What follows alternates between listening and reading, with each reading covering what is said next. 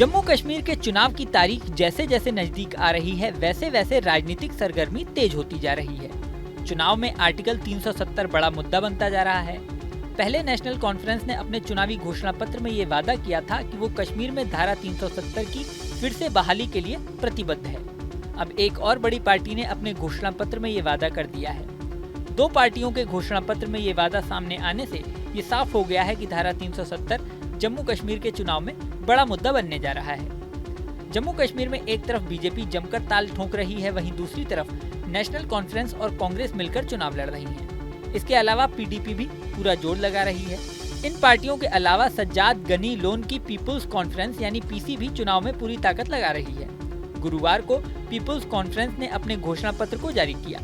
इसमें कहा गया कि अनुच्छेद 370 और अनुच्छेद 35A और राज्य के दर्जे की बहाली के लिए वो प्रतिबद्ध है। इसके साथ ही 1987 के चुनावी धांधली की जांच के लिए एक न्यायिक आयोग के गठन का भी वादा किया। पार्टी ने ये भी कहा कि जम्मू कश्मीर के लिए 219 से पहले के संवैधानिक स्थिति के लड़ने के लिए वो प्रतिबद्ध है। जम्मू कश्मीर की विशेष स्थिति पर बहाली के लिए उनकी पार्टी की योजना पर जब सवाल पूछा गया तो लोन ने कहा, अगर विधानसभा में कोई प्रस्ताव है तो हम इसका समर्थन करेंगे, लेकिन अगर कोई इसे नहीं लाता है तो हम एक प्रस्ताव लाएंगे। बता दें कि पीपुल्स कॉन्फ्रेंस यानी पीसी का गठन अब्दुल गनी लोन ने किया था, जिनकी 2002 में हत्या हो गई थी। उस समय नेशनल कॉन्फ्रेंस के प्रमुख फारूक अब्दुल्ला ने ये दावा किया था कि इस हत्या के पीछे पाकिस्तान का हाथ है। वहीं उस समय के पीएम अटल बिहारी वाजपेयी ने कहा था कि अब्दुल गनी लोन की हत्या इसलिए की गई क्योंकि वो कश्मीर में शांति के लिए काम कर रहे थे। अब अब्दुल गनी लोन के बेटे सज्जाद लोन पीपुल्स कॉन्फ्रेंस की कमान संभाल रहे हैं, लेकिन जम्मू कश्मीर की राजनीति में अभी तक उनकी पार्टी कोई बड़ी प्रभावी भूमिका नहीं निभा सकी है। 2019 से पहले हुए विधानसभा चुनावों में भी पीपुल्स कॉन्फ्रेंस कोई खास कमाल नहीं कर सकी थी, लेकिन अब बदले परिदृश्य में ये पार्टी अपने को मजबूत करने की कोशिश कर रही है।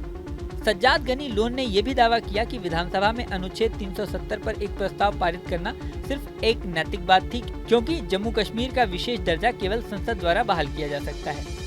अनुच्छेद 35A की बहाली पर लोन ने कहा कि अगर राज्य का दर्जा बहाल हो जाता है तो इस तरह के प्राविधान को जम्मू कश्मीर विधानसभा में आंशिक रूप से बहाल किया जा सकता है। उन्होंने कहा कि हम इसके कुछ हिस्सों को हिमाचल प्रदेश की तरह यहाँ विधानसभा में पारित कर सकते हैं। इस वीडियो में फिलहाल इतना ही, लेकिन जाने से पहले सबसे जरूरी बात, हमारे चैनल न्यूज नेशन को आपने अगर सब्सक्राइब नहीं किया तो सब्सक्राइब कर लें। इसी के साथ स्क्रीन पर दिख रहा बेल आइकन प्रेस कर दें, जिससे हमारे नए नए वीडियोस की नोटिफिकेशन आपको मिलती रहे। मिलते हैं नेक्स्ट वीडियो में, बने रहें न्यूज नेशन के साथ। न्यूज नेशन अब व्हाट्सएप पर खबरों के ताजा अपडेट के लिए न्यूज नेशन के इस QR कोड को स्कैन करें।